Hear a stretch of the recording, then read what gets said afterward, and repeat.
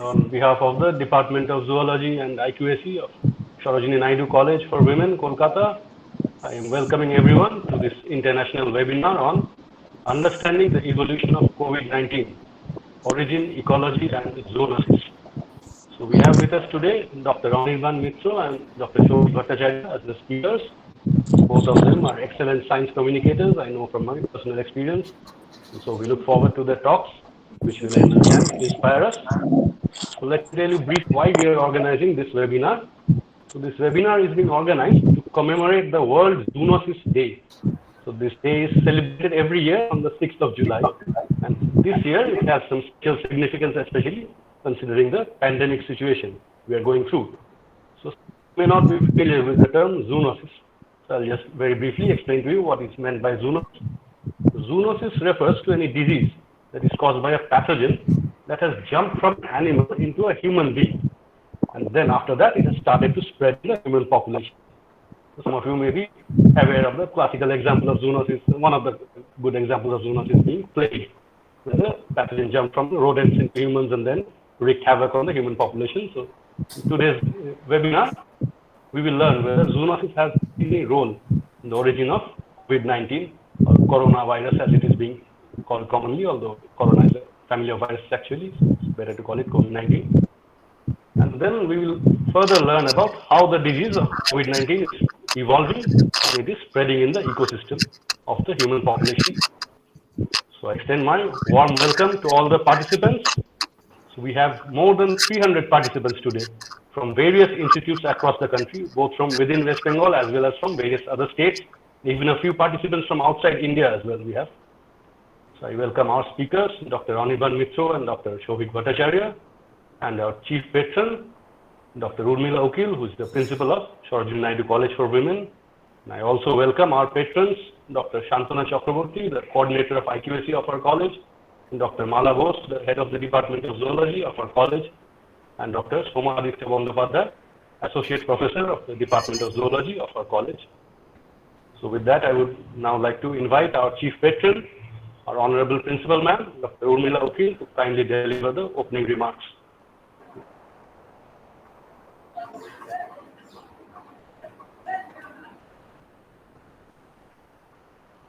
Ma'am, you are muted. Please unmute yourself.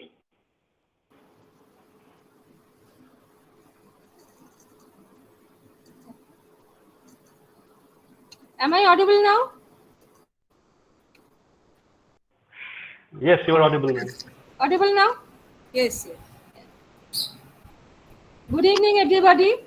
On behalf of Sarojini Naidu College for Women, I extend a warm welcome to all of you to this one-day international level webinar on understanding the evolution of COVID-19, origin, ecology, and zoonosis, organized by the Department of Zoology and IQAC of Sarojini Naidu College for Women.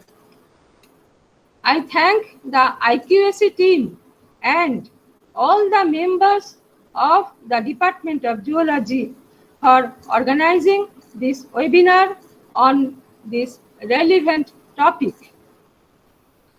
I express my deep gratitude to the honorable speakers of today's webinar, Dr. Shobik Bhattacharya, and seeing him, Professor, University of Texas at Austin, USA. Namaskar, sir. Dr. Anirban Mitra, honorable teacher and science communicator, for giving their valuable time to us. I thank all the participants who are present in this web platform today for being with us. As India and the world at large races to vaccinate the majority of human population as a means to curb the COVID-19 pandemic, a discussion on this highly infectious disease, which has its source in animals, is particularly relevant on the occasion of World Zoonosis Day, which is celebrated every year on 6th of July. Zoonosis is an infection disease that is transmitted from one or more animals to humans, and the World Zoonosis Day commemorates the work of French biologist Louis Pasteur. On 16 July 1885, Pasteur successfully administered the first vaccine of this vaccine against rabies, which is common zoonotic disease. Therefore, as we go through this pandemic, it becomes pertinent to know about the origin of COVID-19, its zoonotic transmission, and ways in which its evolution is shaping up to better prepare for the forthcoming days. With this intention, we have organized this webinar so that all of us may become well informed about this subject. I believe that you all will be greatly enriched with the deliberations of our learned speakers. I wish today's webinar to be a great success. Thank you. Thank you all once again.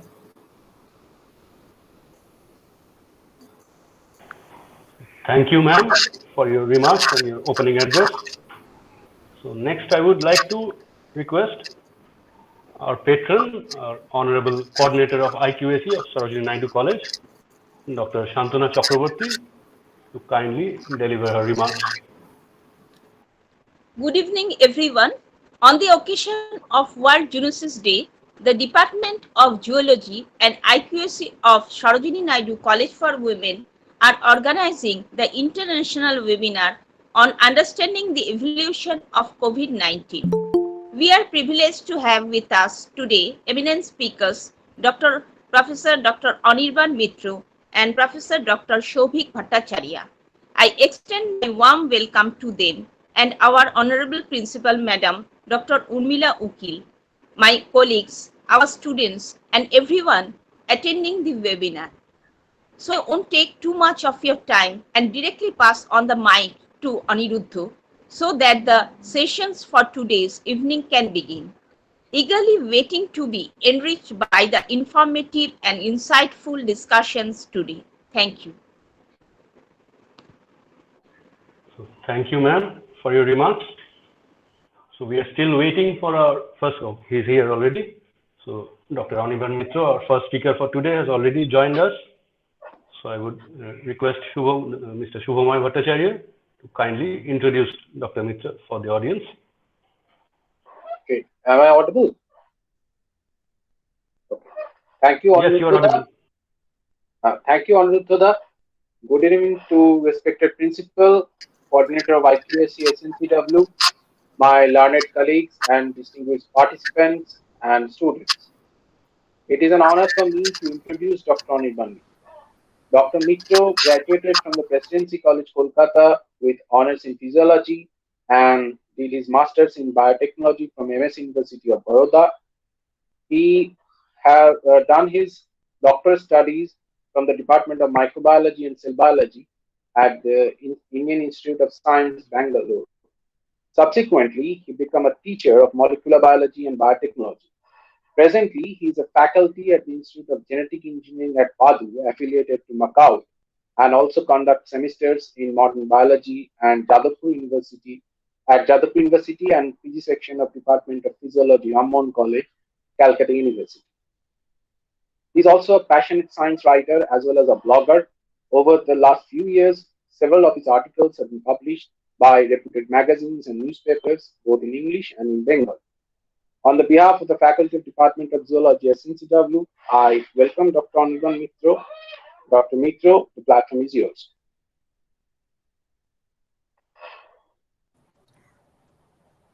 Am I audible? Yes. Thank you.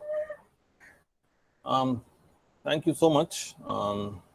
I'm very grateful to the department, to the college for giving me this opportunity. Grateful to Aniruddha for telling me about this. Thanks, Shubhama, for this rather kind words.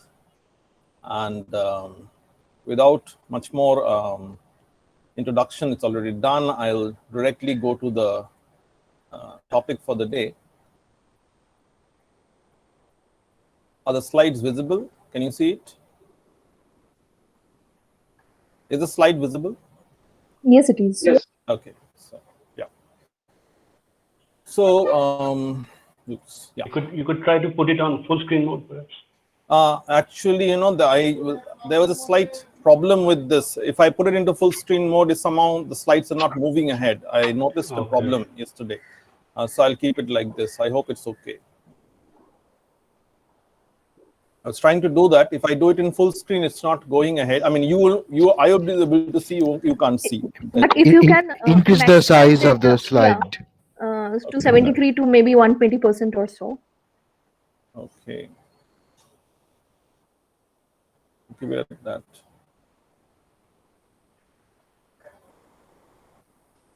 Yeah. So now this topic is like something that has really, rocked the world over the last 1.5 years. And there's been so much of discussion about where this novel coronavirus has come from. There's been so much of formal discussion, informal discussion. It's been going on and on.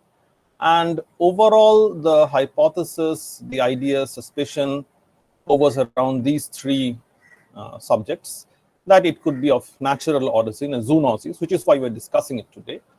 Or it could be, a really wicked, sinister, genetically engineered bioweapon, or it could have leaked from a lab facility. Now, first comes first, the final answer is not out. We do not know. However, there are informed guesses, good leads. Neither of these do not really have equal weightage in case of scientific evidence. And I will not spend time discussing them on a comparative way, no way. What I'll do is the way that scientists go about. The conventional way of what does the published peer-reviewed research articles in journals, what do they tell us about the origin and evolution of SARS-CoV-2? And that is the subject for the day. Origin of SARS-CoV-2 and glimpses into the scientific literature. Now, the two fundamentals that must be remembered is that all diseases and epidemics till date, they have been caused by natural pathogens. There is almost no exception. Second, more than 60% of infectious diseases that humanity has faced so far, and 75% of the emerging pathogens are of zoonotic origin. And this is the nice illustration from this review. And it shows the ways pathogens can be transferred from various animals to humans. And it is not new. There's been a lot of writing on this. For example, I'm taking this quote from Carl Zimmer, who is a very famous science writer, his book. And he clearly says about the origins of HIV. In the 1950s, they did not know that a virus that would later be named HIV had already spread from chimpanzees and gorillas into our own species. And now it's clear SIV, that is simian immunodeficiency virus, has leaped 13 times into our species. 9 times as HIV2 strains, 4 times as HIV1. Talks about influenza. Influenza came from birds. Birds carry all known strains of influenza viruses, along with the vast diversity of other flu viruses that don't infect humans. And these are the very well-known ones. We have the ones for the coronaviruses from a very recent book I was reading a couple of weeks back. And the writer puts it very clearly. We knew about 2 coronaviruses which cause infectious diseases in humans back in 2002. And that number by 2012 became 6. Going simply by the trend of emerging coronaviruses like SARS and MERS, we should have anticipated the emergence of other coronaviruses like SARS-CoV-2. And these things have been going around. So when people actually say that we did not know, this was completely unexpected. That's not true. So, for example, this 2007 review puts it very bluntly. The presence of a large reservoir of SARS-CoV-like viruses in horseshoe bats, together with the culture of eating exotic mammals in southern China, is a time bomb. Doesn't get more blunt than that. And yet, when the first paper came out in January 2020, there was a lot of still, believe, how is this happening? And the paper came in Nature, and it said a pneumonia outbreak associated with a new coronavirus of probable bat origin. So what were they basically observing? That in December and January of those times, many patients in Wuhan's hospitals, they had come up with the symptoms that we now know today very well, of dry cough and pneumonia and respiratory distress, alveolar damage. What doctors and virologists immediately noted that this new disease, which they could not find a known pathogen, had emerged in winter, which is similar to the earlier SARS epidemic, SARS-1, 2002.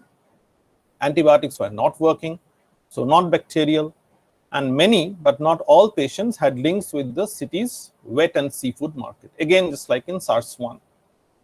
And so they already had this kind of idea, and they began scanning the patients for coronaviruses. And from the 7 ICU cases, they got the samples and they did PCR using pan-coronavirus primers. They found 5 positives. They did their metagenomic analysis, next generation sequencing, and they found, as this pie chart shows us, that 87% of the sequences from these patients was matching with the coronavirus, was from a coronavirus, which is related to SARS. And they build up on this genome assembly and build up the genome. It was around 30 kb coronavirus genome, and the immediate sequence analysis told them that this is around 79.6% identical to the SARS-1, the one of the 2002 pandemic. All the patients showed this. It had an initial name, as you remember, novel coronavirus, formerly the taxonomy, 27 proteins, 27 out of 14 ORFs, because the first two, ORF1A and ORF1B, they encode big proteins, which are then cleaved into smaller proteins. More proteins have been discovered. Some of the proteins' functions is known. Others are still being investigated. It's quite a rapid dynamic field. It's a nice review on this, which came in the New York Times. Now, more than that, what we should focus on today is the phylogenetic analysis of this new virus and its relation with other beta coronaviruses.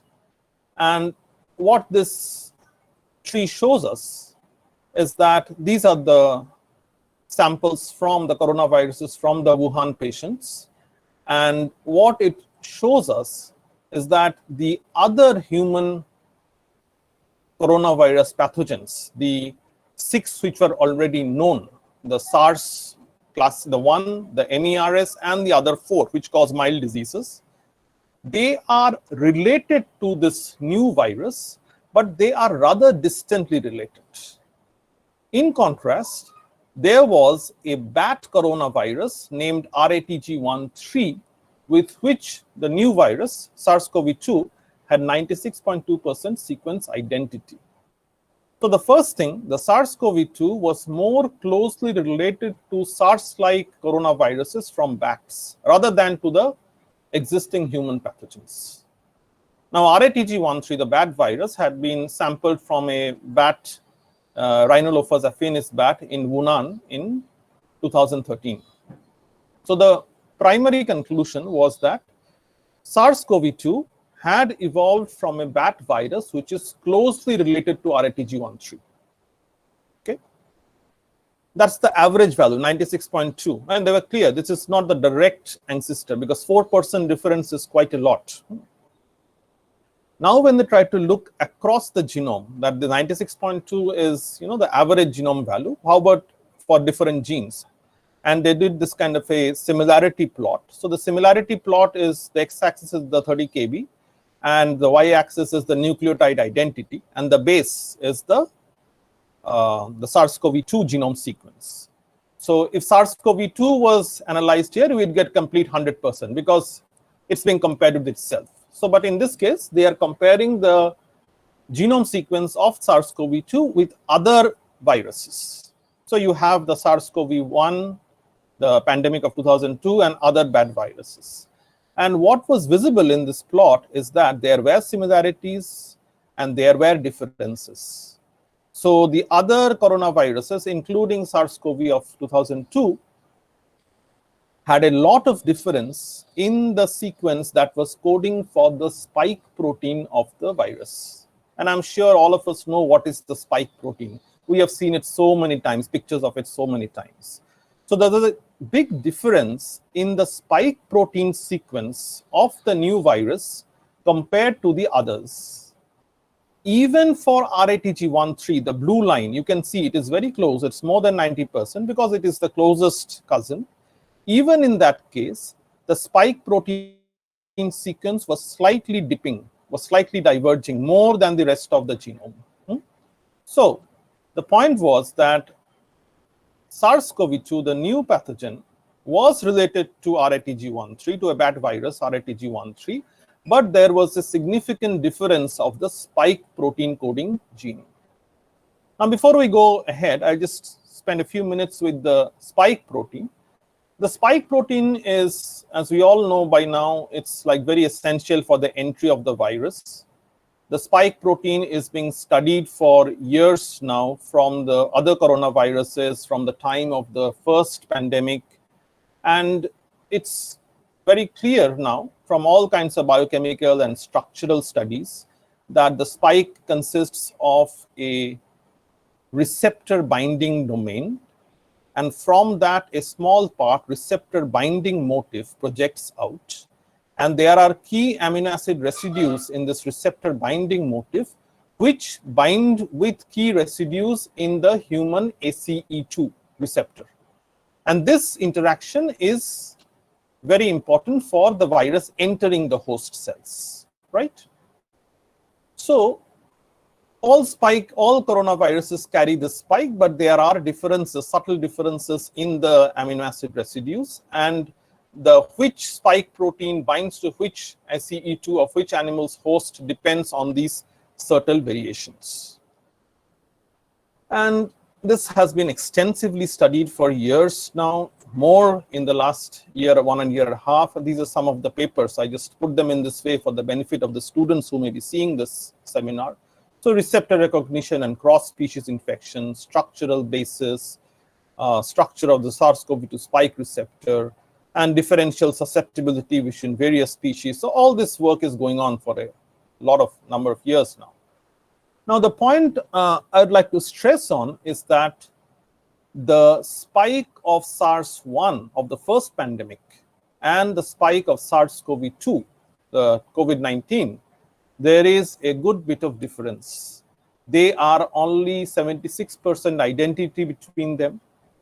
And in their receptor binding motif, which binds to ACE2, it's only 50% identity.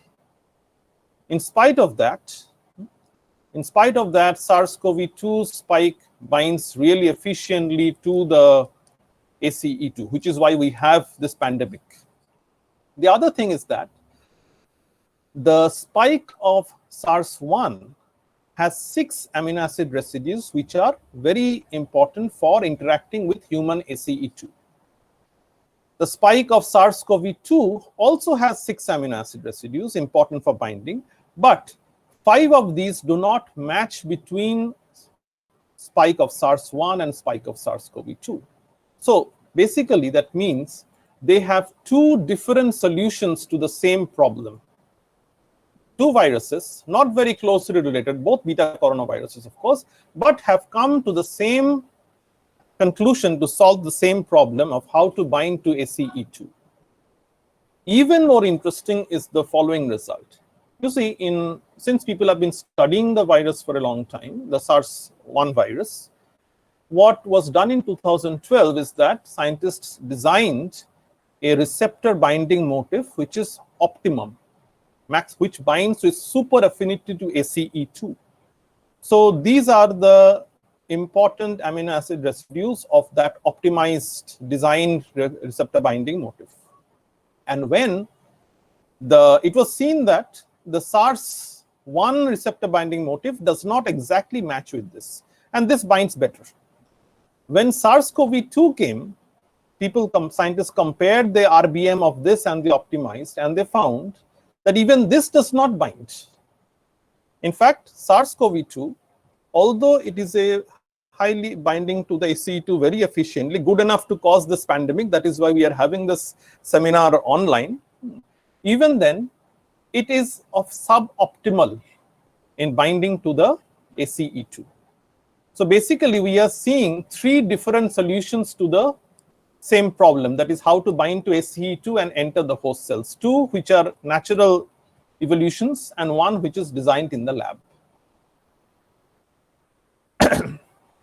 In spite of this difference, SARS-CoV-2 the spike can interact with ACE2 of humans and several other species like bats, pigs, civets, and enter host cells. Okay, the only spikes they don't seem to be binding with in this experiment are the mouse or the mice ACE2 proteins. So that brings us back to the question that we have a suboptimal but efficient receptor binding domain on a spike protein, and it is not matching with the rest of the virus. So where does it come from? Now it can be either in the databases which are already there. So many virus databases are now available, or it could be in nature. And the second one, what I said, actually fitted with, so that this virus could have picked up this sequence from nature, because in the previous cases of previous pandemic, SARS-1 and MERS of 2012, the virus had not jumped directly from bats to humans, but in case of SARS-1, there was an intermediate species, that's civets and raccoon dogs, and in case of MERS, it was the dromedary camels. So now the question was, has SARS-CoV-2 also got an intermediate species? Most likely it seemed to scientists, going by that pattern, the similar trend, and then which one? Where to look for it? So the first obvious choice would be that famous or infamous market in Wuhan, but it had been shut down and sanitized, and there's no way of getting that. Of course, still work is going on and all that things going on. But scientists had to look elsewhere, and the first thing, almost the first thing that they found, it was kind of a good guess and a lucky break, and that is in the pangolins. Now, this audience knows much better than me that pangolins are among the critically endangered mammals because they are heavily poached for their meat and those special scales that they have. And custom officials and wildlife officials across Asia, including in India, regularly retrieve pangolins from poachers and smugglers. And in China, 2 months before the pandemic started, actually, there was a first report that coronavirus infections of Malayan pangolins. So the first report that the Guangdong Wildlife Rescue Center had rescued some sick Malayan pangolins. Most of them died. And when the autopsy was done, from their swollen lungs, they found a frothy liquid, and from that, a SARS-like coronavirus was found. This was the first indicator. In March 2020, based on that, 3 papers came back to back. Isolation of SARS-CoV-2 related coronavirus from Malayan pangolins, probable pangolin origin of SARS-CoV-2 associated with COVID-19 outbreak, identifying SARS-CoV-2 related to coronavirus in Malayan pangolins. The headlines are, the titles are really sum it up. And what do the studies say? The first study, they got another set of Malayan pangolins from Guangdong, and they found that many of them had died, and from their lungs, they homogenized the lungs, got the supernatant, added that supernatant to the human cells in tissue culture, and they found that their was signs of viral infection. And they also got EM done, and they found that coronaviruses were there. So these pangolins had died of a coronavirus infection. When they isolated those coronaviruses, those pangolin coronaviruses, did the sequencing, they found that these were closely matching with SARS-CoV-2 and that bat coronavirus RATG13, more than 90% match. So you can see the phylogenetic tree, how closely they are positioned. And this table also gives us, the similarity between the various genes of pangolin coronavirus and the other viral genomes. But what was most significant is that they found that for most of the genome, when they compared the pangolin coronavirus, SARS-CoV-2, and the bat coronavirus, RATG13, they found that for most of the genome, the SARS-CoV-2 was matching RATG13. Good, as we have seen. But when it came to the receptor binding sequence region of the spike protein, the pangolin coronavirus was the closest relative of SARS-CoV-2. So this graph, for example, the similarity plot, it takes the pangolin coronavirus, and the red line is the SARS-CoV-2, our novel coronavirus. And as you can see, in that receptor binding region, the pangolin coronavirus and the SARS-CoV-2 are very close to each other. In fact, when you do the sequence analysis, the receptor binding domain of pangolin coronavirus and SARS-CoV-2, they differ by only one residue. They're practically identical. And the conclusion is, the main genetic backbone of SARS-CoV-2 has probably come from a bat virus, which is related to RATG13, but a virus which is very closely related to this pangolin virus has donated the receptor binding domain to SARS-CoV-2. And how is that possible? It is possible by one thing which viruses, especially coronaviruses, do a lot, and that is genetic recombination. And when they align, you can see over here the alignment, the pangolin coronavirus and the SARS-CoV-2, all practically 100% matching in the receptor binding domain except for one residue. And all the important residues, those horizontal, those vertical blocks, okay, which are the key residues which bind to ACE2 protein, they are highly conserved between the pangolin coronavirus and the SARS-CoV-2. So to sum it up from this study, it is clear, this is a very nice way of showing things. The main genetic backbone of SARS-CoV-2 comes from a bat virus. In the receptor binding domain, however, there is 100% similarity with the pangolin coronavirus. Okay, clear? This came from the first study. This is also in the second study, which dealt with another set of coronaviruses isolated from dead Malayan pangolins. The third study looked for pangolins, looked into pangolins from recovered in the Chinese province of Guangxi. And they found similar results. Of course, these coronaviruses they found from these pangolins were less similar to the SARS-CoV-2, around 85%, 90% similarity. But this study is important because these people found out that embedded within these viral genomes were signals of recombination. That RNA sequences had been exchanged between viruses. That SARS-CoV-2 has the highest pangenomic similarity with RATG13, but there are two recombination break spots, including one before and after the coding sequence of the receptor binding motif of the spike protein. This is the clincher from this paper.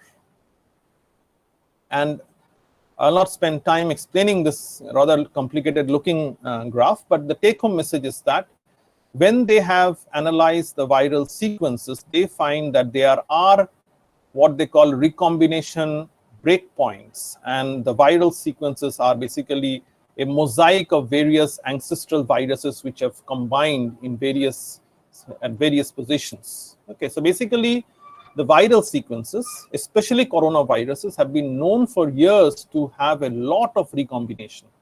Okay, sequences are exchanged in when new viruses are produced, and that is when you do this kind of sequence analysis, that kind of thing comes up. When so much of results, show the same thing, it's unlikely to be chance. And the parsimonious explanation is that recombination between various beta coronaviruses related to the coronaviruses identified in pangolins and bats has been going on. And an RATG-like bat coronavirus acquired a human ACE2 receptor binding motif from a pangolin coronavirus, and then it could infect humans. And this nice illustration, basically from a very recent review, shows this. So the viruses could have evolved mainly in the bats and directly entered humans, although that doesn't seem very likely. They could have evolved between different bat populations, and from there they could have got transferred into pangolins. It could be pangolins, it could be some other intermediate animal, and from there the pathway is not very clear. Although we have found in pangolins may be the direct source from entering for the virus to enter humans, or might not be. And that is why, so these things have to be still worked out. But this is the overall focus for the scientists so far. In addition, there is now the chance of reverse zoonosis, with so many people affected. There is a chance of infection spreading to animals from people, just like it happened in so many zoos, as we know so well. And over the last year, more and more evidence for this recombination has built up. So emergence of SARS-CoV-2 through recombination and strong purifying selection. There has been localized genomic analysis and a complex pattern of evolutionary recombination and strong purifying selection. SARS-CoV-2 carries a history of cross-species recombination. All three human coronaviruses are a result of recombination among coronaviruses. It is a precondition to zoonosis. And more of this analysis has been done. And I'll just draw your attention to this pie chart, where they have focused on coronaviruses from various animals and what is the recombination status, recombination events which have happened in coronaviruses of different animals. And what is visible is that the bats, the maximum number of recombination events seem to have happened inside bats, and that is why it is given in red.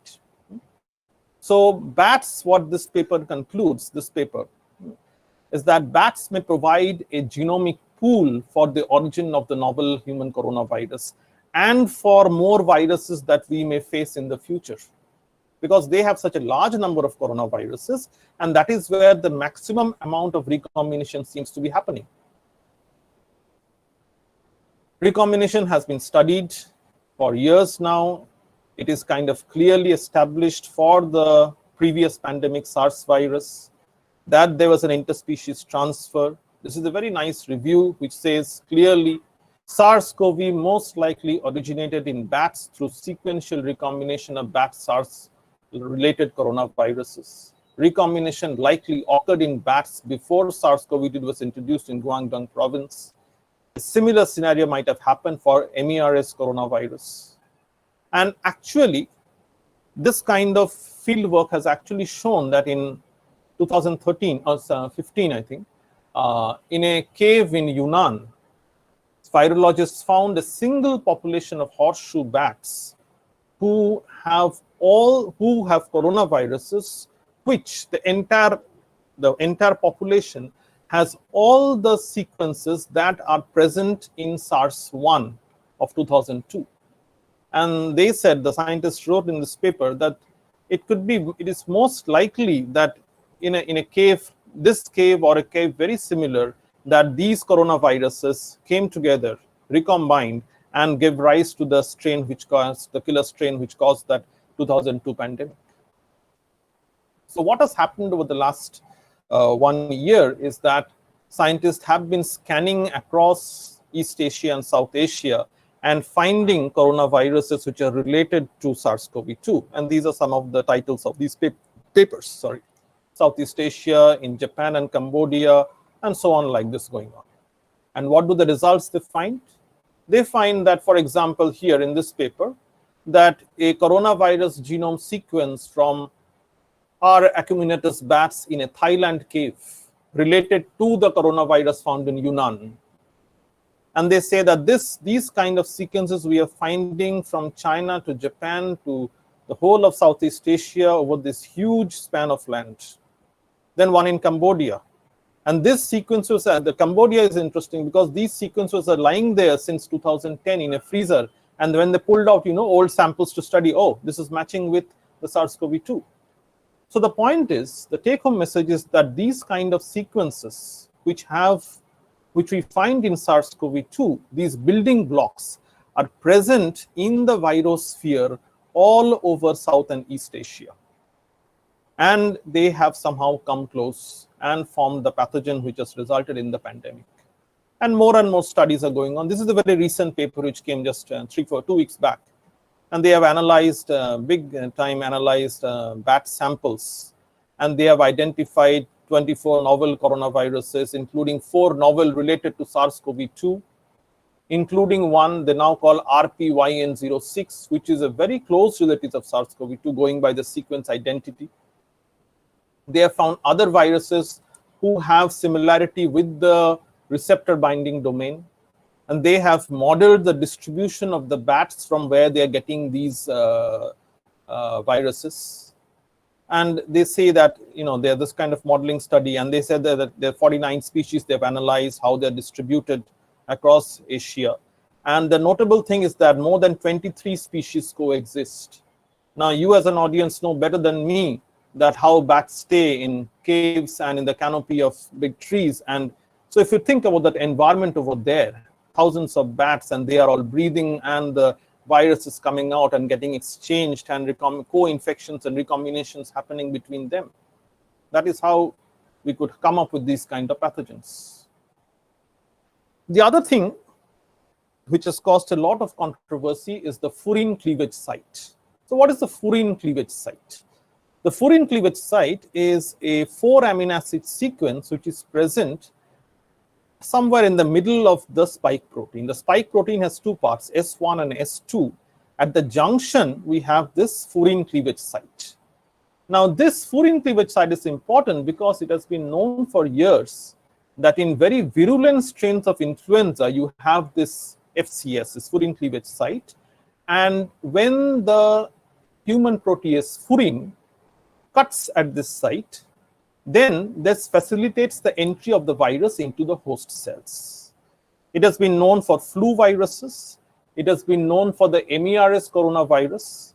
And scientists have also done experiments which show that if in the SARS classic, in the SARS-1 virus, if you introduce this FCS, it could help in the entry of the virus into the host cells. Now, what caused a lot of hue and cry last year and even now is that SARS-CoV-2 has this furin site, this RRAR. It's not a very good furin site, but it is a decent one. But its closest relatives, the pangolin virus, the bat virus, none of them have it. And so this was, where does it come from? This is how all the, shouting started. And David Baltimore, Nobel laureate, he said about 2 months back, and now he's taken back his command, it's a smoking gun and all that. The thing is, when all this sensationalism goes off, if you look at the data, furin cleavage sites are actually very widespread among coronaviruses. They are very well seen in beta coronaviruses. And for example, this paper where I took this from tells us that furin cleavage sites have evolved individually 6 times in known beta coronaviruses. And so it's just a 4 amino acid sequence. So that means 12 nucleotides. And these kind of short sequences, they're called indels, they are gained or lost. They are exchanged between various viruses. This kind of thing goes on. So there is really nothing to be really surprised about that this kind of sequence is present in this virus, absent in close cousins, but present in other viruses, slightly distant viruses. So these kind of things is really not very, out of unnatural that is happening. such sequences are exchanged. There are other things, I'll not focus on them right now. Not only that, at the S1, S2 junction of various coronaviruses, you do find other kind of sequences. So for example, this, if you just look at these sequences, this is SARS-CoV-2, the furin cleavage site. There are other viruses where you don't find this, but there are other viruses, bad viruses, for example, from Yunnan, from Thailand, where you actually find different sequences at that junction. So the point is that these kind of sequences are being gained, lost, exchanged by various coronaviruses, and they are all present in this wide range across Southeast Asia. So there's this paper which came last June that they found this virus which has a novel sequence at S1, S2 cleavage site from Yunnan. Then this paper from Thailand, another bat from Thailand. So these sequences are being gained and lost. Okay, again, that recombination is happening. Lastly, scientists have looked into the susceptibility of animals, various animals, to SARS-CoV-2. And this is only partly a table. And I draw your attention to American mink, ferrets, and raccoon dogs, which are highly susceptible. And why I'm focusing especially on raccoon dogs, I'll explain in a minute. You see, raccoon dogs, they were shown to be one of the intermediate species by which SARS-1 jumped into humans in 2002, 2003. Now they have also seen that SARS-CoV-2 raccoon dogs are susceptible to SARS-CoV-2 and they can transmit the infection to other animals. Why is this important? Because in China, there are 14 million captive raccoon dogs in the Chinese fur industry. And this is a $1 billion industry spread out across China and the entire Western world. And in this case, I will quote what Christian Drosten, who is a very well-known coronavirus expert. In fact, he's the one who discovered SARS-1 and the RT-PCR test that we all do. His group designed the RT-PCR test in January 2020 in Germany. So when Christian Drosten talks about coronavirus, we got to listen. And he has something very interesting to say. He says viruses of the same species do the same things and often come from the same source. In SARS-1, this is scientifically documented. The transitional hosts were raccoon dogs and crawling cats. I took this from an interview in German, and he says that raccoon dogs are extensively used in the fur industry in China. If you buy a jacket with a fur collar anywhere, it is the Chinese raccoon dog. Now, important. Often, these are farm animals that are crammed together in large herds in which virus can boil up. Humans interact with these animals differently. Take fur animals. Raccoon dogs and crawling cats have their fur pulled lively out of their ears. They utter death screams and roar, and aerosols are created in the process. So, a lot of crowd, and we are being told to avoid crowds, right? So it's all basically more and more crowds, more and more hosts, more the chance of infection spreading and mutations happening, and viruses acquiring ability to jump into different species. And then he says something very interesting. And now I can tell you that there are no studies in the scientific literature, none at all, that shed light on the question of whether raccoon dog breeding stocks or other carnivore breeding stocks, for example, minks, carry this virus in China. Perhaps the reason we haven't found the intermediary host is because we simply have failed to look in the most likely space. That is something very significant, right? Coming from the world's topmost expert. And this, I'll conclude with this paper, which came last week, and it says land use change in the livestock revolution increase the risk of zoonotic coronavirus transmission from rhinolipid bats. Now, what is this paper? They have basically done a correlation study. They have taken a lot of data on forest cover, agricultural land, urbanization, forest encroachment into forests, forest fragmentation, intensive livestock, cattling, livestock density, human populations, other bat populations, how all that is overlapping with the populations of Asian horseshoe bats. And what they say is that disease outbreaks is due to a similar set of drivers that change the distance and contact rates between wildlife and humans. Intensive livestock production keeps a large number of animals, often immunosuppressed, with low genetic diversity and in poor conditions, in close proximity. Exactly what Drosten has been suggesting. And when they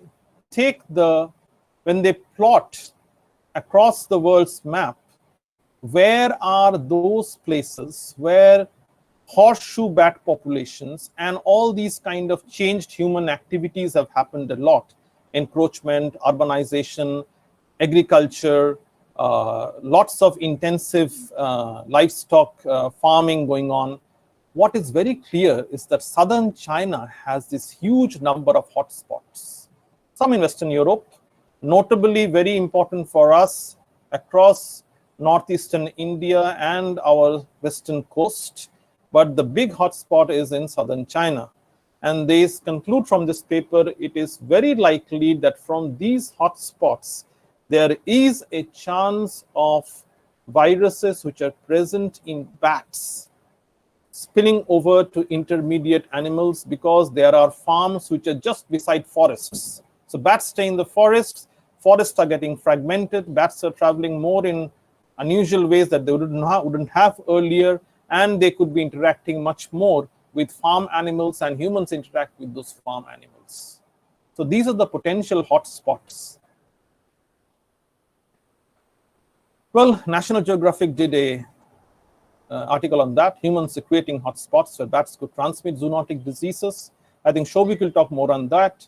We are ignoring the warnings. Last year, there was this nice article in BBC. We have created a perfect storm for diseases from wildlife to spill over into the humans and spread quickly across the world. In the last 20 years, we have had 6 significant threats. We dodged 5 bullets, but the 6th got us. And that's as clear as that. With that, I'll conclude my talk. Thank you. Regards.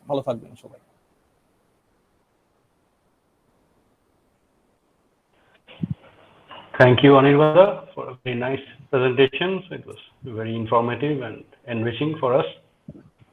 We can see various questions have been posted in the comment section in the YouTube live stream where this talk was being broadcast. Oh.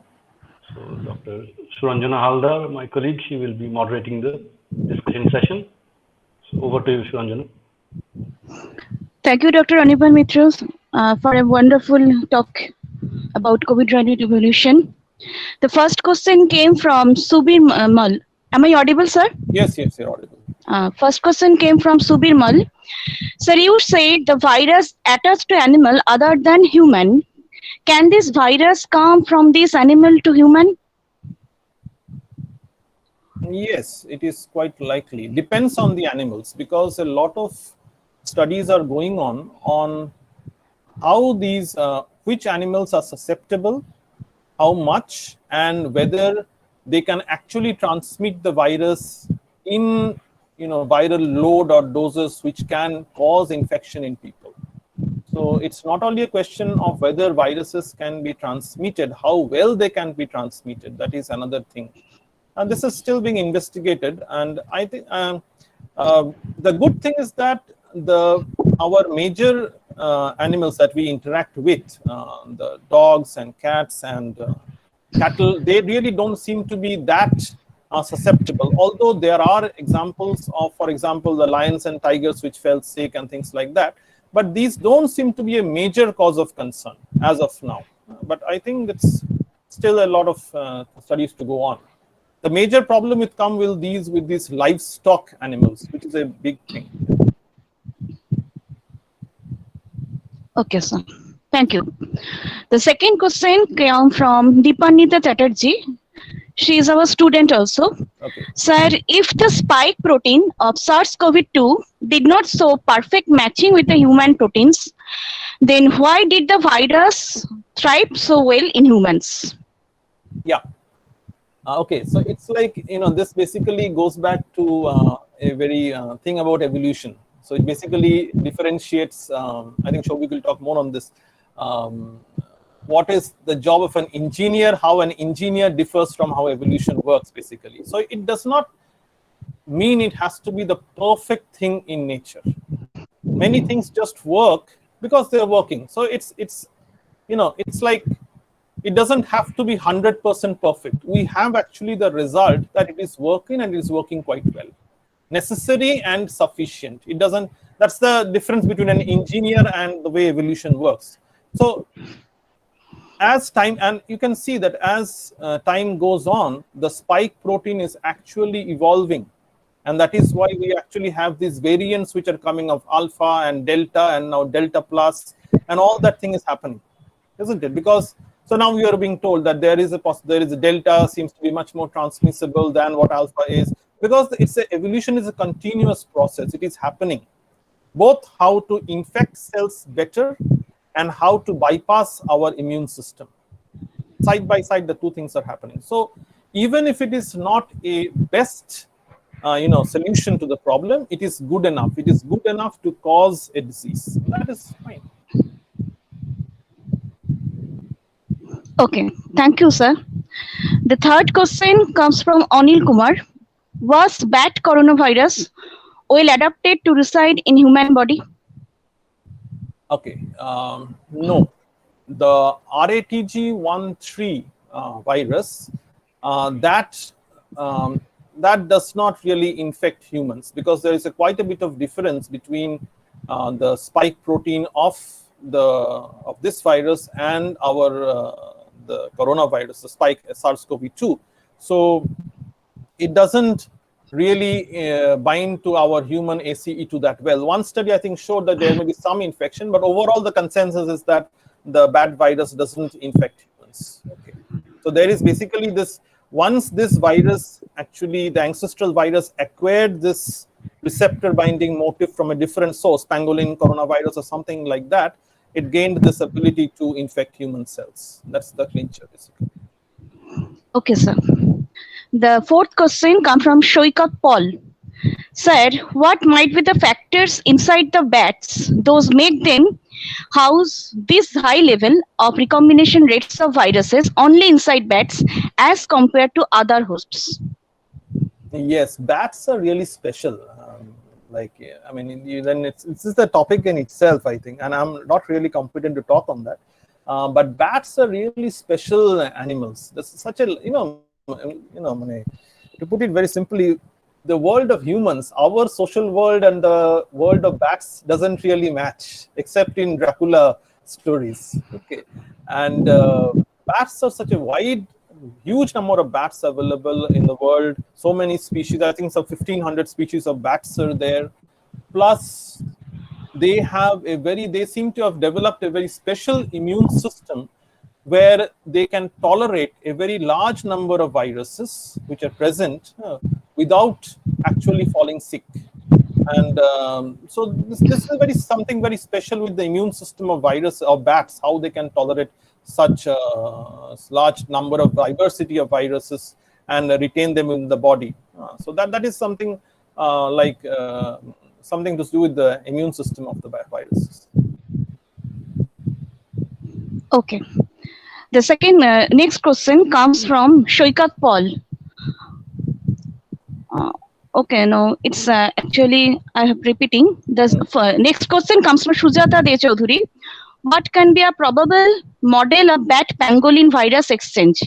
Can this model be reversed like bat to pangolin to man? It can. In fact, I briefly talked about that what is reverse zoonosis.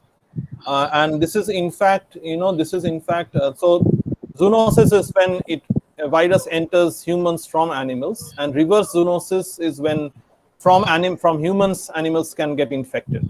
So yes, this is quite likely, and in case of SARS-CoV-2, this is a major problem because of so many people who have fallen sick, and many people are actually asymptomatic.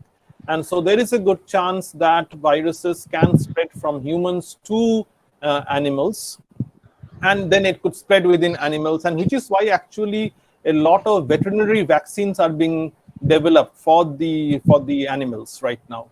There is a good chance this can happen. Yes, and there is a, yeah, but exactly where and how those kind of pathways have still to be, I think, found out. Yeah. Okay, thank you, sir. The next question comes from Shubhajit Ghosh. So, bats and other animals prevented SARS-CoV viruses for a long time due to their co-evolutionary arm phase. What are the chances for humans? Can we able to do same? If possible, how? Can you repeat the question, the first part? I didn't get it. Yes, sir. So, bats and other animals prevented SARS-CoV viruses for a long time due to their co-evolutionary arm phase. What are the chances for humans? Can we able to do same? If possible, how? Yeah, I think we can. In fact, but that has to be basically not genetically, but that has to be basically a kind of behavioral change. I'll put it that way. Shobik, I think, will elaborate much more on this. But my thoughts is that what we are not discussing at all is, and I briefly talked about it in the end, how it is basically our economic misadventures which are basically driving this pandemic. Okay, I think that is very clear that forest fragmentation, massive deforestation, encroachment into forest areas, this intensive livestock, which is basically causing all this mess. And we are just not focusing on that. Frankly, I'll put my, now that the talk is done, I'll put my comment that we really don't have data of this kind of a lab leak and all these kind of things. Those are like Hollywood stuff. You really need to have hard data. We don't have that. We are in a messy political situation between these countries fighting with each other, and that is coloring our view.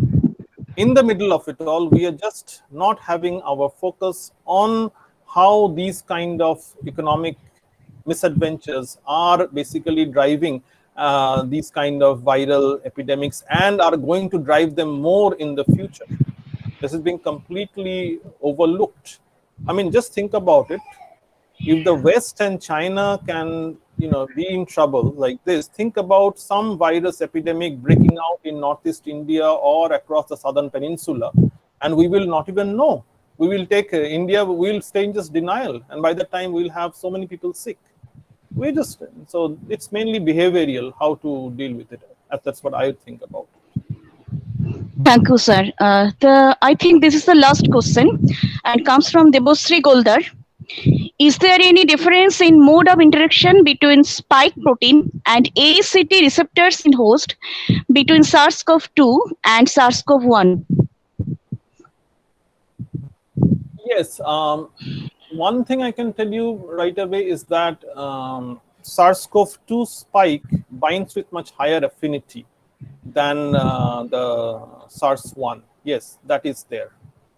And the fact that, and because SARS-CoV-2 has the furin cleavage site, which SARS-CoV-1 does not have, there is much more efficiency in the way SARS-CoV-2 has infected, and that is why it has been a pandemic, while SARS-1 was much more localized to China, basically. Yes, there is. Yes, but there are more studies which have been done on that. Yes, and there are. I actually listed those papers. A lot of studies have gone into that kind of thing. Okay, thank you very much, sir. There is another question. This is the last question. Again, it comes from Anil Kumar. What peculiarities make coronavirus able to infect lungs, not other organs? Well, actually, the coronavirus infects many organs. It infects the lung. So basically, wherever you have this ACE2 protein, it is going to infect. The lungs is basically because the way it spreads, it basically spreads by aerosols. So that's the lungs is basically the first place which gets it. The airways and the nasal lining and the lungs is the first place which gets it. But once if your immune system has not controlled it, it is going to spread and it is going to affect so many other organs, and it does. So basically, when people fall sick, there are lots of reports now of it. In fact, there are reports of the heart being affected, the pancreas, the testis, the neurons, plenty. This liver, there's so much of report on that right now. So, which is what makes it such a dangerous thing if it is uncontrolled. That is what it is. Okay, this is the last question that is come from Alia Fatiala. Why is it important to get vaccinated when we have suffered the disease? The body develops antibody and that is acquired immunity and that is last long. So why it is important to be get vaccinated? One of the first things about vaccination is that vaccination gives you, the way vaccines are designed, vaccines give you a much stronger immune response than what many natural infections will do. That is and it is a standardized, an optimized immune response that you get from vaccines, which you are not really likely to get from natural infections all the time. That is one definite thing. And so there's a lot of variation with that, and so it's best to get the vaccine. Yes, there's this time gaps and all these things which are still being worked out, but yes, so there is no reason not to get the vaccine. Vaccines will give you much better protection than what a natural infection will do. Yes, this question is going around, but I would strongly suggest that everybody gets vaccinated if they can do. In fact, it's not my saying. You can see very top scientists in India, Gagandeep Kang or Shahid Jamil, who have been talking a lot. They have been stressing on this for some time now. Get vaccinated. If you get it, get vaccinated. That's all. Okay, there is another question. Rachana Barma has done. Currently, third wave of COVID-19 virus speculated. So, how long this virus will sustain? I think, well, it will stay, but I think, Ms. Verma, I think Shobik will explain it to you better. I'll skip that question because Shobik, I know, is going to speak about that. Okay, thank you, sir, for your wonderful talk. Thank you. And wonderful. Thank you, sir. Thank you, Dr. Mitra, for a very nice, lucid explanation of all the questions that have been asked by the participants. So I really enjoyed your session as well as the discussion part also. So the next session will be for the talk by Dr. Shobik Bhattacharya, and my colleague Dr. Kaveri Datta will be the anchor for the session. So over to you, Kaveri. Thank you, Aniruddha. Am I audible? Yes, and visible. Yes. Okay. Thank you. Thank you so much. Good evening, everyone. I trust everyone has enjoyed the session so far. And I would like to sincerely appreciate the insightful and engrossing talk we had from Dr. Anirban Mitra and for a lot of his patience for answering all those questions and explaining them beautifully to us. Thank you so much, sir. A big thank you also to Shuranjana Di for conducting the Q&A session beautifully. So moving on, we have our second session. Our speaker for this session is Dr. Shobik Bhattacharya. I would like to invite Ms. Priyadarshini Mukherjee of our department to please introduce Dr. Bhattacharya to all of us. Please, Priyadarshini. Thank you, Kaveri. It will be pleasure to introduce our speaker, Dr. Shovik Bhattacharya. He did his bachelor's in zoology from Vivekananda Mahavidyalaya, University of Burdwan, and his master's from Benares Hindu University. He completed his PhD from Indian Institute of Science. After that, he joined Dr. Rasika Hershey for his postdoc in the University of Texas and continued there as research associate. He published many articles in reputed journals like The Biologist, Nature Communications, etc. Today, he will deliver his talk on COVID-19 versus sapiens, a perpetual endgame and ecological perspective of the current pandemic. Please join me in welcoming Dr. Shovik Bhattacharya. Thank you, Pradarshini. So let me share my screen.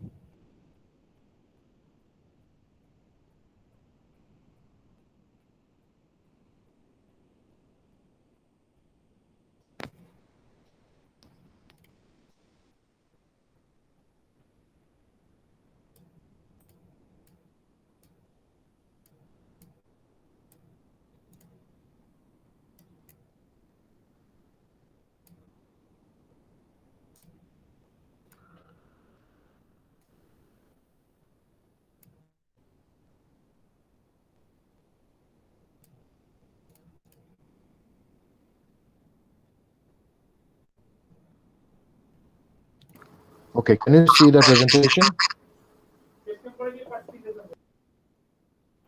Yes, it's Yeah, it visible. is visible. Yes, Yeah. sir. Yes. Okay. Yes, yes. Sorry, I took some time. This is the first time I'm using Google Meet to present. Okay, so I thank the organizers at Sarojini Naidu College for Women for, especially my friend Aniruddha, for inviting me to give this seminar. I'm delighted to be here virtually. So let's begin. Uh, so in today's talk, I will focus on an area of research, an area or a perspective which is often overlooked when you discuss about the current pandemic, and that is the ecological perspective. And I'm not going to go into details of many of the studies. Rather, I'll give you a perspective of the methodologies that can be used to understand uh, the pandemic better. So I'm here. This is Austin. This is the capital of Texas. This is the southernmost state in US, near the US-Mexico border. Austin is a beautiful city. It has a river and it has many bridges. Talking about coronavirus and bats, well, Austin goes is home for bats. So there are Mexican free-tailed bats which actually migrate during pre-winter season from the middle of North America towards Mexico, and in between they reside for 3 to 4 months at various places in the US. And Austin is one such place where 10 to 15 million bats reside under a bridge for quite a while. And this is a very nice site, and people come visit, watch the bats, and there is human bat interaction. So these are free-tailed bats. Now, going to the main talk, why I chose the word endgame, and I'll come back to that at the end of my talk also. So I would like to use this analogy of chess. So let's say the humans and the viruses are pitted against each other in an evolutionary game, and there are three phases in a chess game. There is an opening, there is a middle game, and there is an end game. The question is, what stage of this game we are at right now? And can you predict what is going to happen at the end of this game? So I'll come back to this later.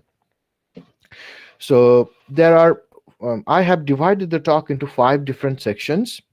First, I'll talk about why viral ecology is important.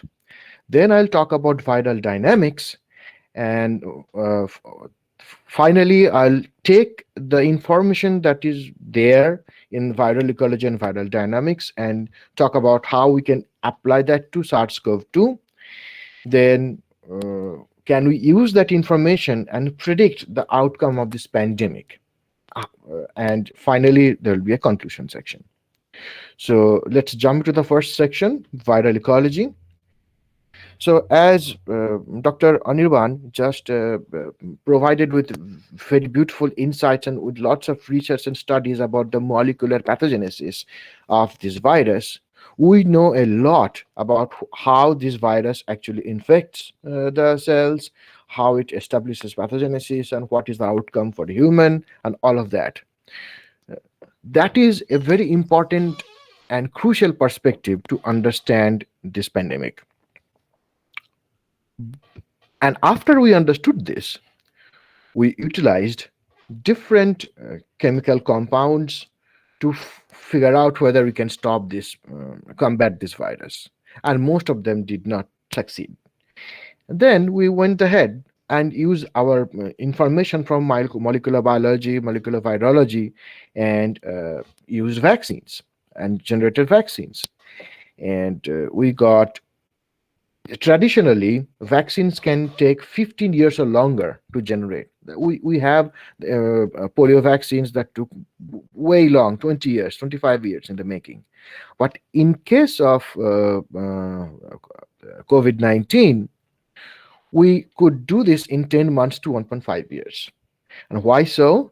Because of this advent of current modern molecular biological techniques which allowed, and also computational methods which allowed us to actually use the information that was present for the first SARS outbreak in 2002 and utilize that information to actually overlap clinical trials of phase 1 and phase 2. So that reduced a lot of things. And then there are modern ways to make this phase 3 trial much shorter.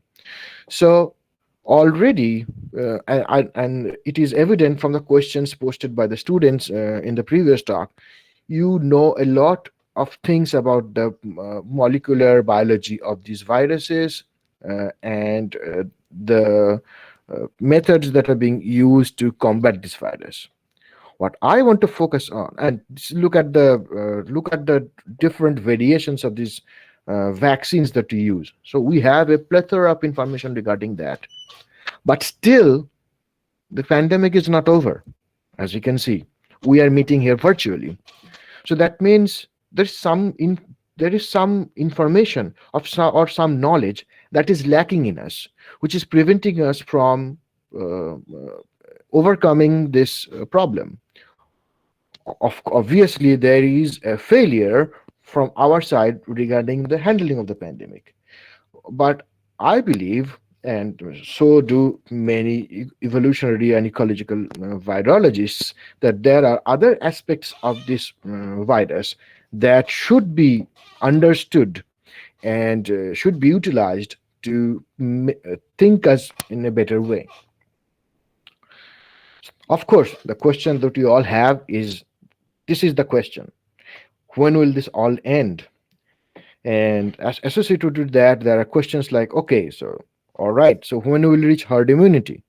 And you will see in newspapers, research articles, they talk about herd immunity being a percentage of the population, which is required to get immunity to get the herd immunity. Okay, what is that percentage? How did the scientists come to that percentage?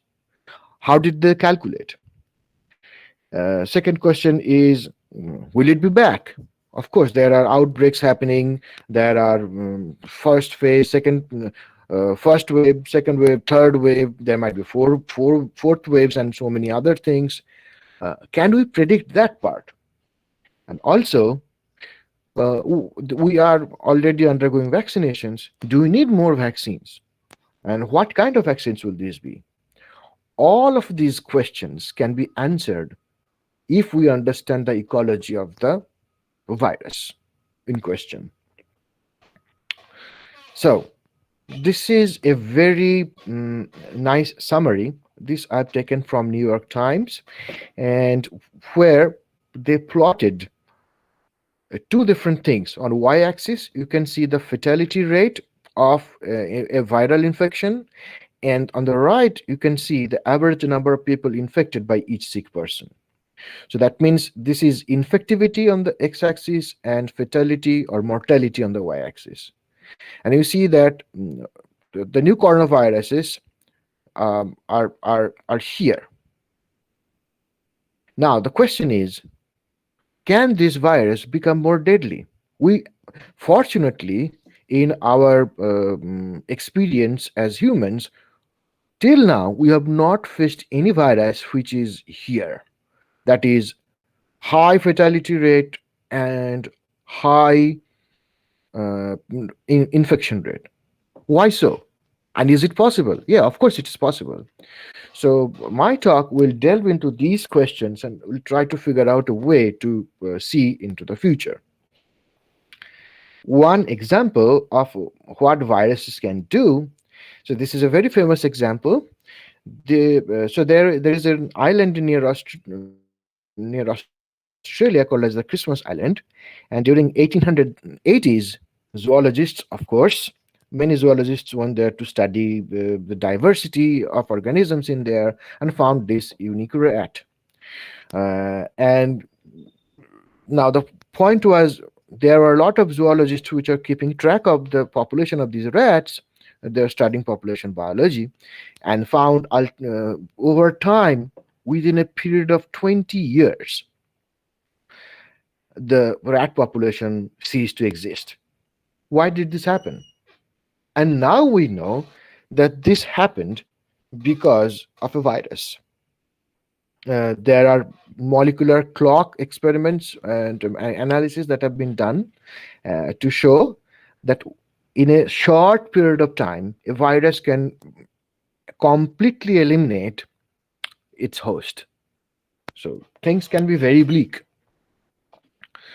So how do we study these viruses, and how can we get insights and move further to combat this pandemic? There are so many levels of study.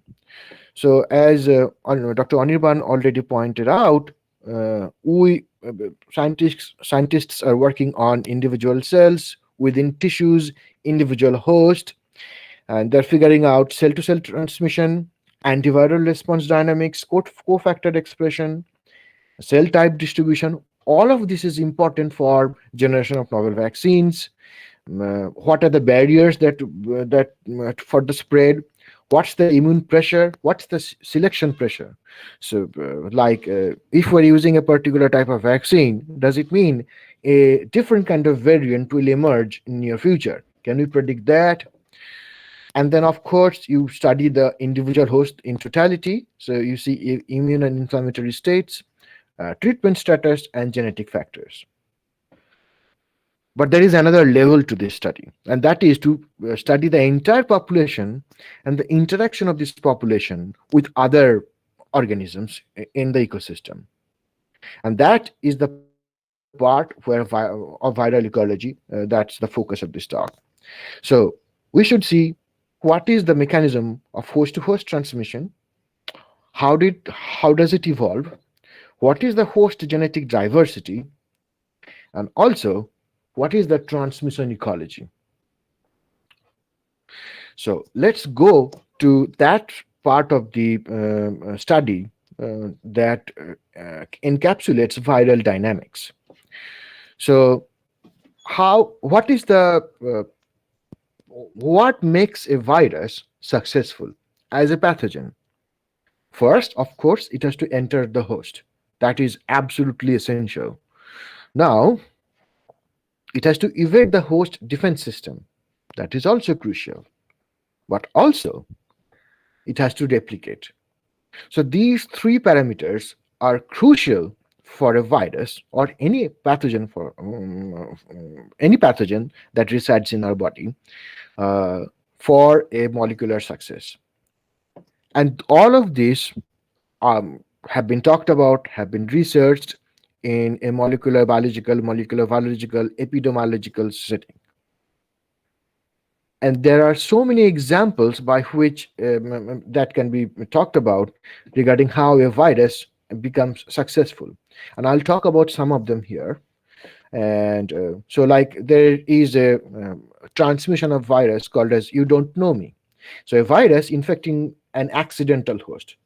So in case of Lassa fever, humans are not the host, but accidentally it can infect some humans depending on the genetic factors, and there can be severe consequences. Or there can be viruses which try to be very, very quiet. That means after they invade the host, after they enter the host, they stay latent and persist within the host for a long time. Many examples of herpes viruses are in this category. Then there can be a virus of 1,000 faces. That means the antigens which are important for the establishment of the infection can change over time. And so the immune system can catch the newly formed viruses. Examples are lentiviruses. Or there can be viruses where they maintain low antigenicity. That means it is very difficult to detect the virus by the immune system. Or it can be infect the immune system itself, like of HIV. And finally, there is one more where the virus can get integrated into the human host genome, and since the host genomes are going to get replicated, so viruses in turn will get replicated and be successful, just like finding a permanent home. Examples are transposons. So as I said, molecular success of a virus is there, but there are important parameters to look for the ecological success of the virus. So enter the host, evade the host defense, and replicate are the part for the molecular success. But also survival in the environment as well as disseminate. These two criteria are important for the ecological success of the virus, and these areas are what has been studied by the viral ecologists. One can say, well, what's the difference? Why do we need to study them? We already know it comes from this animal. It comes and it goes to this animal. It jumps species. What else do we need to know? Well, just take this example. So there are three situations pointed here. Situation A, where there is no potential infection for the host because all these things are separated in ecological space. Second, there is vector, which is important. And third, where the vector, host, and pathogen, all of them are the same place. And when we model how these viruses are going to infect us and how it's going to wreak havoc in our population, these models will be different. And we have to formulate different mathematical structures to get a question, get an answer out of these. And of course, we study evolution of these viruses. So we know, as Anirban pointed out, that viruses undergo lots of mutation and recombination, which generates genetic diversity, and then it gets selected, and then there is a fitness. So some of the mutations are good, most of the mutations are not good, and that creates a balance within the population. This is also part of the viral ecology that is studied. Now let's look at the molecular success of the host. The host has to prevent entry, it has to do immune surveillance, so the immune system should catch the virus or any other pathogen, and also should clear the infection out of the body. But what's the ecological success of the host? And for that, it not only has to do these three, but also has to understand the population dynamics. What happens in the entire population? Also, as Anuban pointed out, what happens to the ecological niche of the host? That means, as Anuban was pointing out, deforestation is going on. Lots of breeding of wild animals in a cattle-like condition, and potential interactions of with animals which we generally do not interact with. So very unknown types of viruses come into the picture. So we have to understand these sections of a host to be ecologically successful. Now, I'll give you some examples of how population dynamics and ecological niche played a role in deciding the outcome of a host pathogen interaction, a virus animal interaction. And there were extinction or near extinction events for these following animals. So there was small population, there was a problem of small population size for noble crayfish. So they are extinct now, this particular species, because the population was so small, there was a viral infection and the species just got extinct. Now, this is different than just molecular pathogenesis. You have to understand the population dynamics to figure this out. Second is reduced genetic variability. This happened on the wolves and Island Royale in and they are near extinct. They're not completely extinct. The numbers are very, very small. That also happened due to one viral infection. Then there is non-density dependent transmission. So coronaviruses are density dependent, but there can be viruses, like in case of sexually transmitted diseases, where density is independent. One interaction and bam, there is infection. Examples are koalas, where various viral infections happen due to non-density dependent transmission. And then this is important for coronaviruses, is presence of a big reservoir of genetic diversity. In point in case, bats, pangolins, and other animals which have lots of different coronaviruses. And this species of bird, Iwi, actually it has an ecological niche which is close to different bat species and got different coronaviruses, and now is on the verge of extinction. So as you can see, by studying the ecological pattern and ecological principles of a population, you can actually find out lots of different things and predict the outcome of a virus pathogen, virus host interaction. Now, I'm just giving a brief, very brief overview of what kind of mathematical models are being used in ecological setting to study the dynamics of these viruses. So we can have host of three different types: susceptible host, infected host, and recovered host.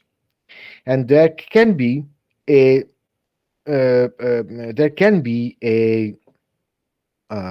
transmission rate of beta. There can be a host recovery rate of gamma, and there can be a mortality rate without the disease, mu, and there can be a rate of mortality with the disease for a virus.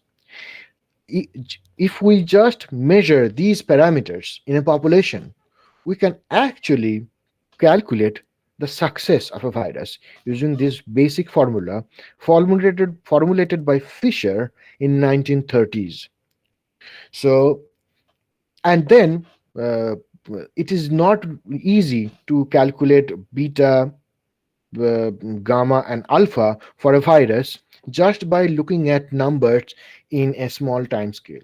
Lots of other different factors come in, so I am just presenting a very simplified scenario by which one can calculate what's the success rate of a virus, that is R0, and from there we can actually calculate what will happen to the host over time. So what are the methods to study viral ecology? How do we do it? In older times, people used to isolate viruses from the wild and perform laborious serotyping and serosurvey, which will go on for years, and then also study prevalence by doing lots of different viruses.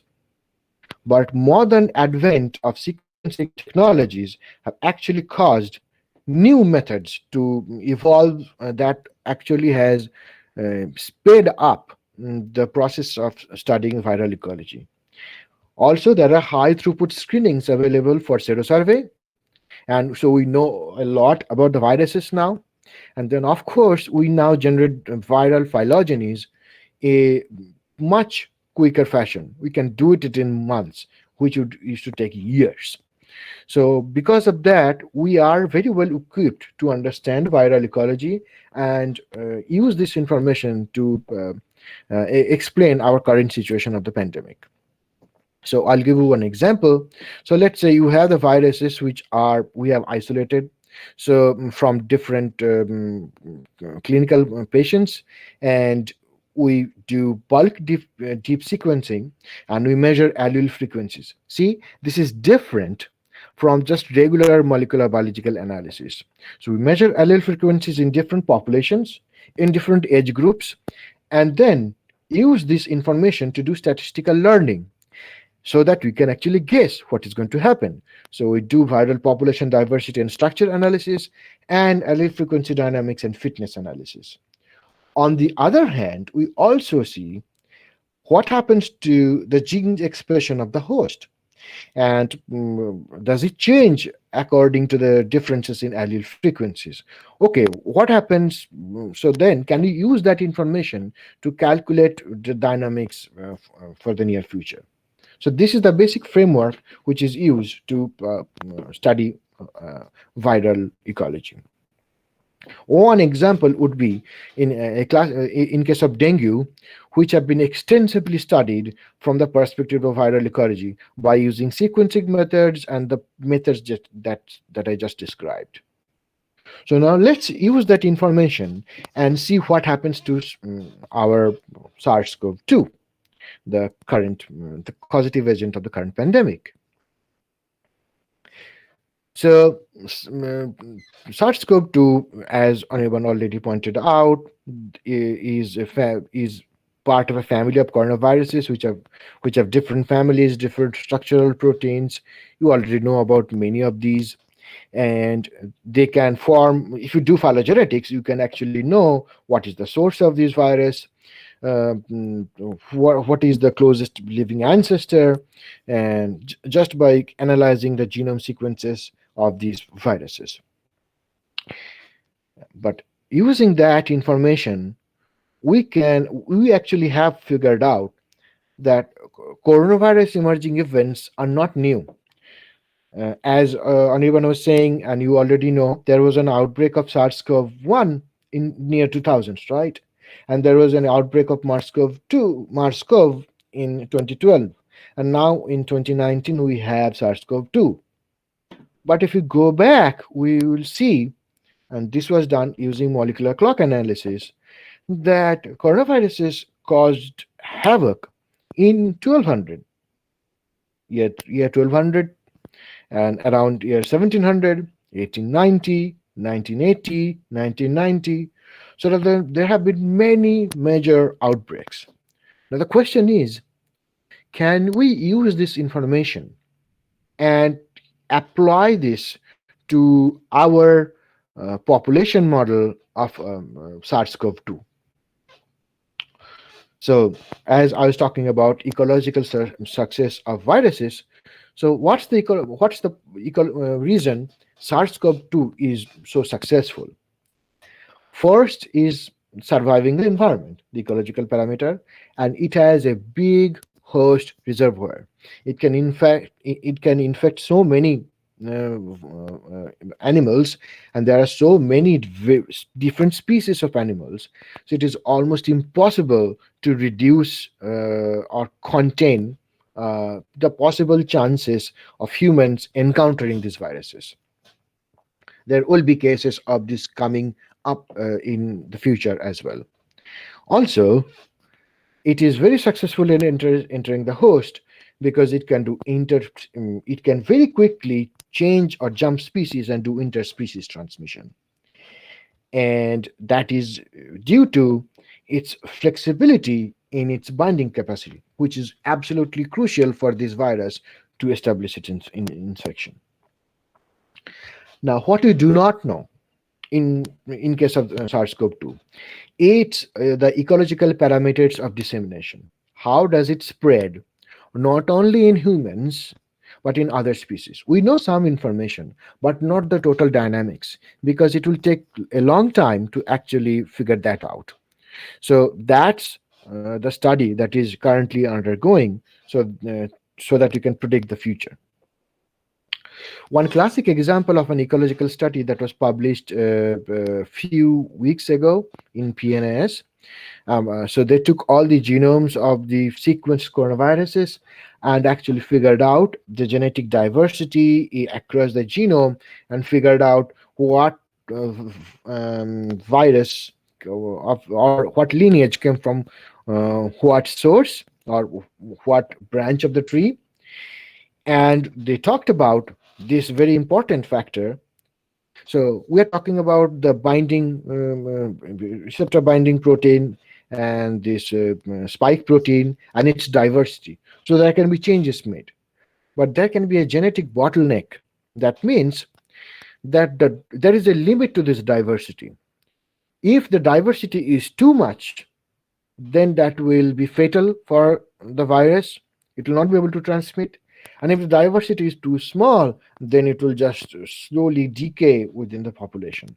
So right now, the studies are being undertaken to figure out what is the bottleneck for SARS-CoV-2.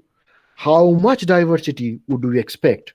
And that would be crucial for us to understand whether we need more vaccines and what kind of vaccines we would be needing, what kind of sequences against which we would be generating the vaccines in the future. So that is part of the viral ecology. Also, depending on this genetic diversity of different virulence factors in these viruses, there can be many possible outcomes. And like there can be encounter reduction. Maybe the diversity is too much that it's not unable to bind properly. There can be transmission reduction. There can be susceptible host regulation, recovery augmentation, where it reduces the number of susceptible hosts. So these are all possible outcomes due to increase or decrease in genetic diversity in the viruses. And of course, there is infection, increase the rate of recovery of infected individuals. All of these are possible outcomes. So how can we be successful as a host? So we have vaccines. So using the ecological information, can we make more vaccines so that we are better prepared for what to come in the future? And for that, there are almost every country is doing serosurvey and phylogenetics. So we know, okay, so this is the most dominant population of the virus. Okay, this is the vaccine we need to make in future.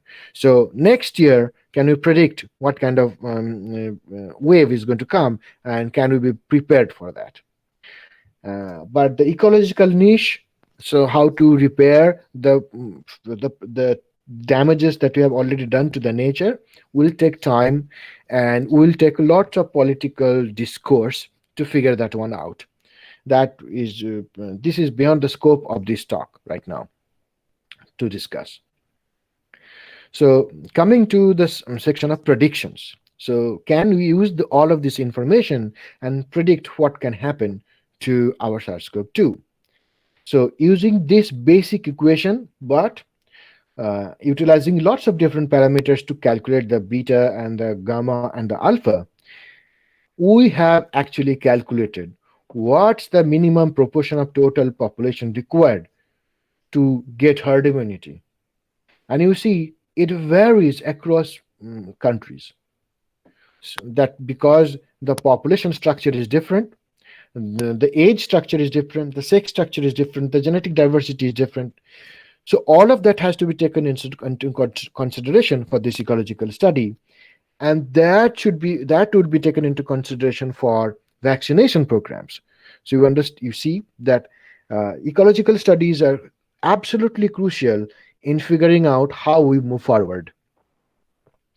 There is another aspect of prediction. So scientists have already figured out two different sets of proteins in case of SARS-CoV-2. One, which are genetically conserved, very well conserved. Spike protein is 2, viral enzyme structural proteins, which are important for the fidelity.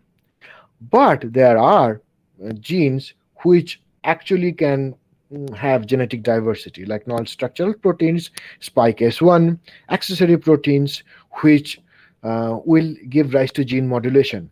And it is these which will either make or break it for the virus, or also make it break it for us, because whether we are able to generate enough vaccines predicting the different diverse proteins that is going to come in your future. So somebody was asking about third wave and how, what's going to happen, whether there will be a fourth wave, stuff like that. Well, using the ecological approach that I just talked about, scientists have already calculated what will happen at different scenarios if we have short immunity to these vaccines and the infection. So there will be periodic outbreaks of this virus coming up, and it will go on and on. If there is longer immunity, it might reside for a few years and then there might be an outbreak. So these are all predicted scenarios. Then it can be having seasonal variants in transmission. So it will now then skip years, but it will come back again and again. Or there can be intermediate immunity. So that means it can be a mixture of these things. Or it can have long-term immunity, what we are with what we want actually, where after the year 21 passes, we will have longer immunity and the virus never comes back to cause outbreaks. But we do not know. We have to figure out. We just can predict by using the information whatever we have in our hand here. But what scientists are doing right now is using the evolution of influenza virus and using that to model the possible evolutionary scenarios of COVID-19.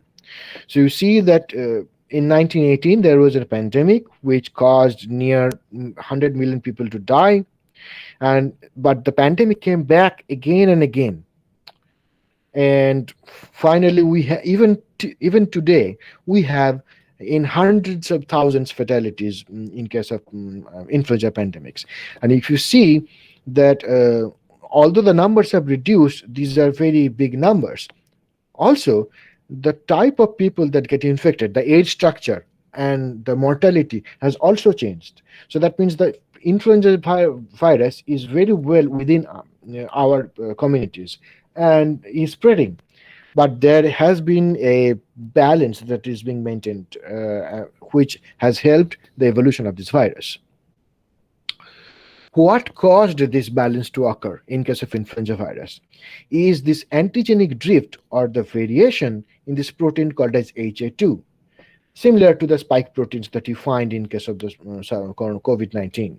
So we are using the information present in influenza virus and trying to model COVID-19 using the specific example of HA1. And again, I talked about bottlenecks. So influenza has broken through these bottlenecks multiple times. That's why there have been outbreaks of influenza. Whether this happens in case of SARS-CoV-2 also remains to be seen. And right now, the way we actually contain influenza viruses is using vaccination cocktails. We actually do lots of serosurveys and study phylogenetics, so we know what vaccines are required for which year, because it is seasonal now, and then we can move forward to contain the influenza transmission. Similar scenarios, scientists are predicting similar scenarios are going to happen in case of SARS-CoV-2. So to conclude, I will just go back to the chess analogy that I gave initially. So right now, we do not know whether we are at the middle game. Yeah, opening is over. We do not know whether it's the middle game or the end game. So what's the target in a chess? You have to give checks to a king. That means you have to tell the opponent, hey, your king is on the attack. And there can be scenarios where, let's say the white is losing, absolutely lost case, and black is winning. And still there can be situations where you can continuously give checks to the king and the game will just end there. Even though the black is winning, it has more power, more material. Here white can just draw this game. And this situation is called as perpetual checks. So I believe that this perpetual checking, that means smaller outbreaks of this virus, and we check ourselves, and again smaller outbreaks of this virus, and we check ourselves, is going to continue in the near future. And and hopefully within a short period of time, using the advent of these vaccines, we'll be able to uh, contain this virus to our to our success. So with that, I would like to thank you everybody for listening, and will be happy to take questions. Thank you so much, Dr. Bhattacharya. That was a very interesting presentation, incredibly insightful. I had no idea that we could draw parallels between a chess game and how this pandemic is unfolding and how it can be predicted. And we also learned quite a bit about our powers in predicting how the pandemic will play out in the future. Thank you so much. So, and I also think that our audience has found it very enjoyable and relevant. We have some questions for you, so we will get on with the Q&A session. I would like to invite Dr. Bornali Manna of our department to conduct the Q&A session. Borna Didi, please take over. Thanks, Kaveri. Am I audible? Yes. Yes. Okay. So thank you, Dr. Bhattacharya, for your brilliant presentation. There are lots of questions in our chat box, and the session is open for all. Thank So you. now, first question is from Dinesh Kumar. Few days back, there was a report on infection of zoo lions by COVID. What are the possibilities of transmission of this virus through animals in third wave? Yeah, so I mean, of course, there is a possibility. But the question is, we have to know more. The information we have is not adequate to figure out whether this is going to happen and how much this is going to happen. So the studies are ongoing. It's not clear what will be the structure of that if that outbreak happens at all. So I'd like to just say the jury is still out. We have to wait. Okay. The next one is, how much further will the coronavirus mutate into different variants in the coming future? And if so, what can be done to prevent further spreading of the infection? Yeah, so very good question. And as I pointed out in the talk, that we expect a lot of genetic diversity in those genes which are for host modulation. And because of that, we have to change our vaccination strategies. That means we cannot use the old vaccine again and again because the virus is going to change. So, what is going to happen, as predicted, is we're going to get more vaccines almost every year until this virus is contained to an extent that it cannot generate more diversity. And this is not going to happen in a year, in 2 years. Maybe it will take decades, maybe 1 decade or two, and ultimately it will reside in a satisfiable content zone. Okay, next question from one of participants, Shobik Vatacharya. Why always blame ecological niche when history is proof that when ecology was fine, then also such viral outbreaks happened? Like influenza was there since 6000 BC. Also, noble crayfish is not extinct.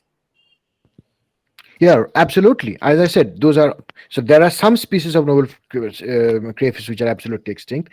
And talking about ecological niche, well, ecological niche changes over time, right? But we have changed ecological niche far quickly than it generally happens. And because of that, we have exposed ourselves to greater challenges than we are capable of evolutionary without the usage of scientific methods. So that is why we have to contain the changes that we make or that which can be made unnecessary, and that's how we should proceed forward. Of course, there will be changes in ecological niche over time, but we cannot make it change so fast that we cannot maintain or manage ourselves from these outbreaks. Thank you for your lucid explanation. Next question. As per the ecological success of the host model that you showed, what do you think will be the most important factor for success of humans as host against SARS-CoV-2? So from the ecological perspective, of course, it is the herd immunity. We have to reach herd immunity, and then only we can talk about the containment of the virus. Until we reach that, there are no methods by which we'll be able to contain this virus. There's absolutely none. So the goal is to reach herd immunity. Now we can do in two ways. One, without the vaccines, there will be a major fraction of the population that will die, and then finally we might reach some form of herd immunity, but that is also under question because these infections do not cause long-term memories, and there can be variants coming up which would make the infected person who was previously infected susceptible. So the final goal is to use vaccines and different variants of vaccines and proceed forward. Thanks for sharing your knowledge. Next is the success rate for the virus SARS-CoV-2 evolving or devolving? Is it possible to predict at this time? Can you repeat the question, please? Yes. Is the success rate for the virus SARS-CoV-2 evolving or devolving? Is it possible to predict at this time? No, it's not possible because evolutionary time scale is not so short. We have already only encountered the virus for 1.5 years. It will take longer for us to actually predict or calculate out the actual success rate of this virus. We have shorter success rates, but that really does not encapsulate the picture entirely. So at least a decade of information, like we have the information for SARS-CoV-1, the 2002 outbreak, and we actually know the success rate for that virus. So it will take some time before we can say what's the success rate, evolutionary success rate of this virus. Okay. Now the next question is, how much further will the coronavirus mutate into different variants in the coming future? And if so, what can be done to prevent further spreading of the infection? I think I answered this similar question to that before. Yeah, so there will be many variations, and the way to prevent that would be to get different kinds of vaccines and taken yearly, annually. So there is another question. People are getting affected again after vaccination. Yeah.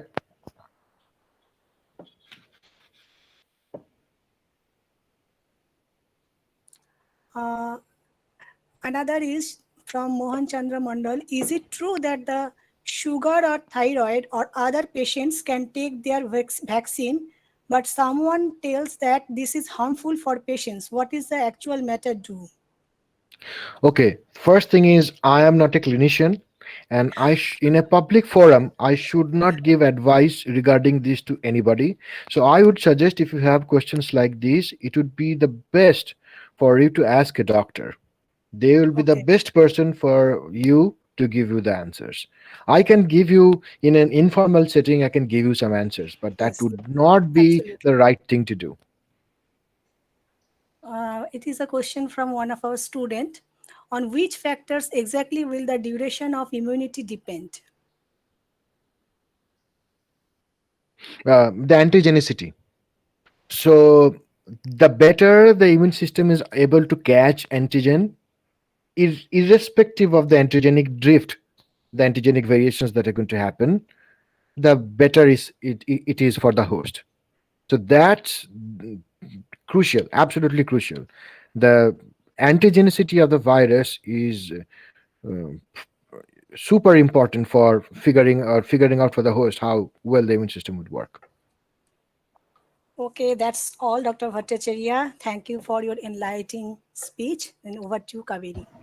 Thank you so much. Thank you so much, Dr. Bhattacharya. I had a small question, or Sure, more like your opinion. Yeah. So do you think the vaccine scenario that is going to emerge is going to be more like that of the flu shots that we have every year, instead of being, say, a rabies vaccine or a polio vaccine? One versus multiple. That is where we are heading, towards the multiple shots. Right. That's the predicted outcome, yes. Okay, okay. Thank you so much, Dr. Bhattacharya. That was an exceptional session. Thank you for fielding so many questions with so much patience. And thank you, Borna Didi, for conducting session beautifully. Thank you so Yeah. much. Go ahead, sir. Did you want to say something? Yeah, yeah. So we are at the end of our scientific sessions. And just before I head the platform to Dr. Labos, let me just give you a few points. So I would like to inform all our participants that the feedback form for this webinar will be sent to you both by email, and it will also be posted in the WhatsApp group. Please fill up and send it to us by 10 p.m. of today, and your certificates of participation will be sent to you in a few days' time. So with that, I would like to call Dr. Mala Bose, the head of the Department of Zoology, Sarojini Naidu College, to deliver the vote of thanks. Ma'am, please. Thank you, Kaveri. Good evening to all. So, it was a very intense evening with very informative and insightful talks by Dr. Anirban Mitro and Dr. Shobik Bhattacharya, especially during this challenging time we are living through. Our heartiest thanks to Dr. Anirban Mitro and Dr. Shobik Bhattacharya for enlivening the occasion with your presence. We hope we get to listen to you again sometime in the future when we meet in the physical space of our college. Thanks to our principal madam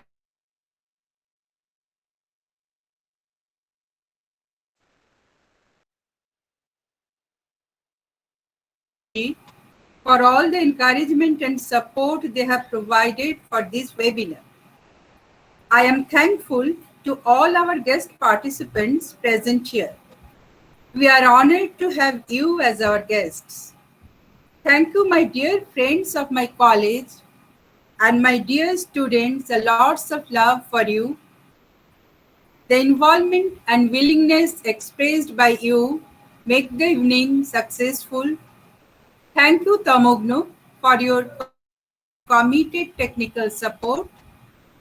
Thanks to the conveners and to the entire organizing team members for their efforts in making the event successful. So, before saying goodbye, I would like to share the concept One World, One Health, which has gained popularity in recent times. The pandemic has triggered the realization that human, animal, and environmental health. So, to look at the health more holistically by taking into account the human, animal, and environmental well-being, we have to adapt the existing system of health governance at international, national, and state level. Thank you and goodbye. Thank you, ma'am. The webinar is at an end. We hope you have enjoyed yourselves. We look forward to seeing you in another event. Till then, from all of us here, have a good night and stay safe.